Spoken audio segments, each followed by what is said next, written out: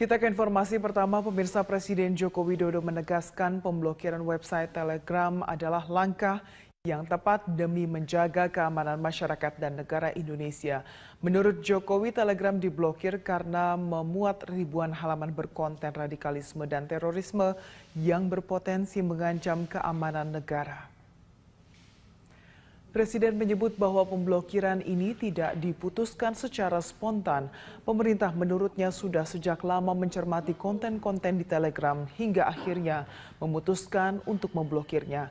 Jokowi juga mengungkapkan bahwa Telegram saat ini banyak dimanfaatkan oleh pihak tertentu untuk membangun komunikasi antar negara terkait aksi terorisme. Sementara paham radikalisme, terorisme, dan penebar kebencian lainnya merupakan paham yang bertentangan dengan peraturan perundang-undangan di Indonesia.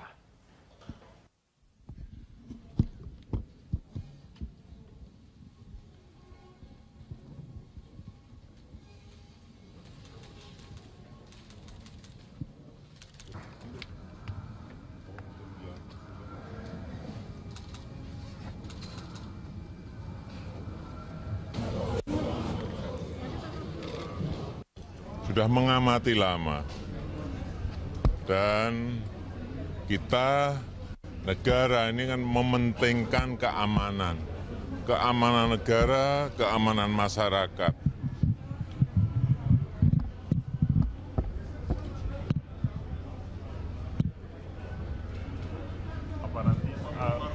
Oleh sebab itu, keputusan itu dilakukan.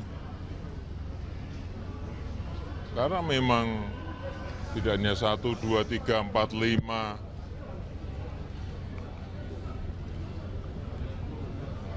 6 ribuan yang ada di situ yang dikategorikan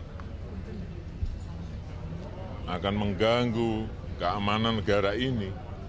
Pemirsa, Kapolri Jenderal Tito Karnavian menyatakan aplikasi Telegram merupakan media komunikasi paling favorit bagi kelompok teroris. Menurut Kapolri, sejumlah tersangka kasus terorisme yang ditangkap pada Desember 2016 juga mengaku belajar membuat bom dengan mengikuti arahan lewat Telegram.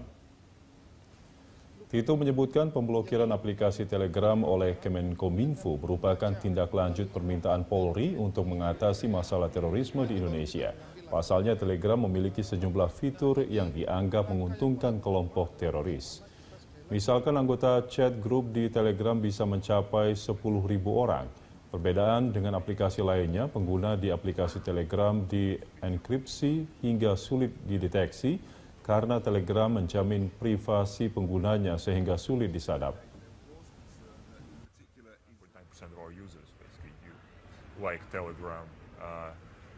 Because they can communicate with the families and friends and colleagues.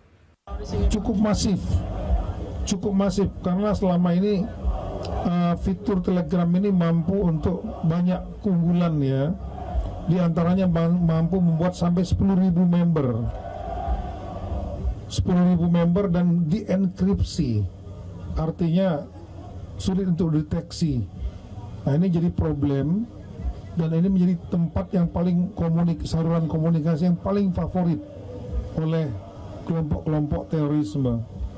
Kasus-kasus yang terjadi selama ini, mulai dari bom Tamrin sampai dengan bom Kampung Melayu, terakhir di Paletehan, di Bandung, ternyata komunikasi yang mereka gunakan adalah semua yang menggunakan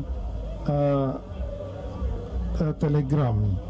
Oleh karena itu, dari kepolisian meminta kepada Menkominfo bagaimana mengatasi ini.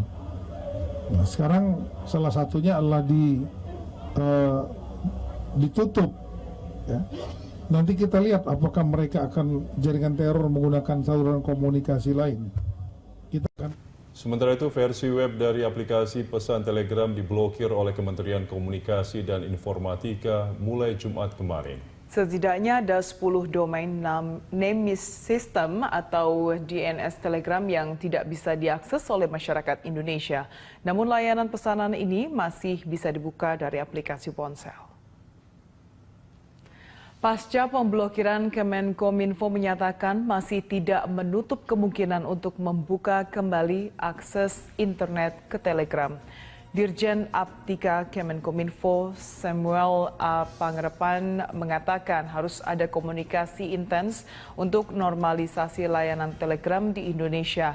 Telegram diminta responsif dan kooperatif dalam mengatasi konten radikal. Telegram diketahui sering digunakan oleh teroris untuk menyebarkan propaganda yang memuat radikalisme, paham kebencian, ajakan atau cara merakit bom, melakukan penyerangan, hingga disturbing image. Hal inilah yang membuat Kemenkominfo memblokir Telegram atas alasan keamanan nasional.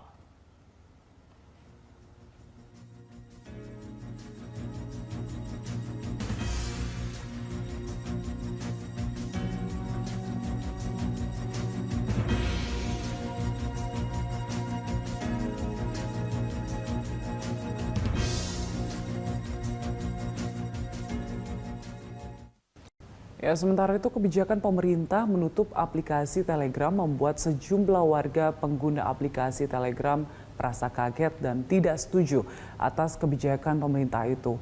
Warga beranggapan bahwa pemblokiran Telegram ini merugikan mereka sebab beberapa di antaranya menggunakan Telegram untuk berbisnis online.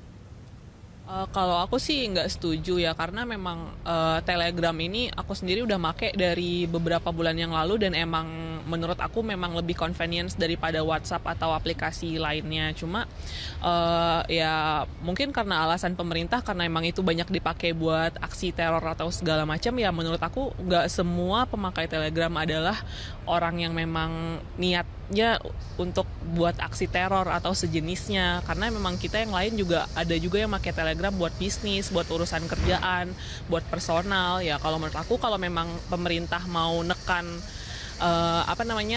paham-paham radikalisme, ya salah satu caranya nggak bisa cuma dengan nutup Telegram secara instan kayak gini gitu. Saya sih mempertanyakan sekali ya, karena kan saya tahu bahwa Telegram itu hampir sama seperti WhatsApp ya, telekomunikasi, bahkan dia lebih safety. Saya tahu, cuma saya belum pakai. Lah saat saya udah mau pakai, kok ada berita tiba-tiba mau ditutup, makanya saya kaget. Alasannya kenapa? Sampai saat ini kan Rudiantara juga menteri juga belum memberitahukan kejelasan mengapa tiba-tiba nggak bisa digunakan lagi Telegramnya. Dan saya berharap sih nantinya Telegram bisa diaplikasikan ataupun digunakan kembali ya, karena kita tahu bahwa Telegram lebih safety daripada WhatsApp. Itu adalah kelebihan yang perlu dipertimbangkan oleh pemerintah. Kalau saya sih nggak setuju ya kalau sampai ditutup ya, karena kalaupun misalnya itu digunakan untuk kejahatan, harusnya aplikasinya yang diawasin, bukan langsung ditutup. Presiden Joko Widodo menekankan pihak yang tidak setuju dengan diterbitkannya Perpu Ormas dapat mengajukan gugatan hukum. Pernyataan Presiden ini menanggapi penolakan sebagian kalangan terkait terbitnya Perpu tersebut. Jokowi mengatakan penerbitan Perpu terhadap mekanisme pembubaran ormas merupakan upaya dalam menjaga keutuhan bangsa. Pemerintah akan melakukan berbagai upaya dalam menjaga keutuhan Negara Kesatuan Indonesia. Jokowi menegaskan tak hanya menertibkan ormas, pemerintah juga tak akan membiarkan individu-individu yang menebarkan paham radikalisme.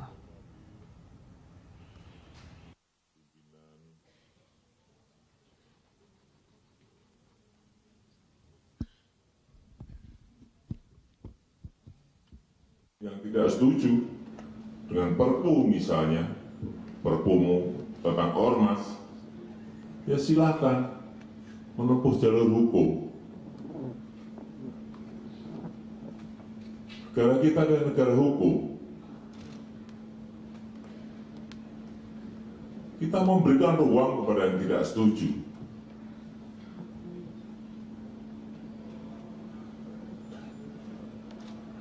Tempuh jalur hukum.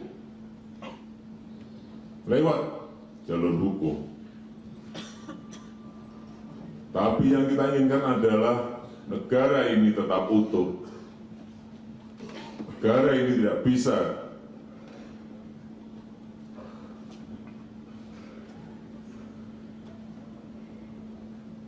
dirongrong masa depannya dirongrong kewibawaannya. Kita tidak ingin ada yang merongrong negara kesatuan Republik Indonesia.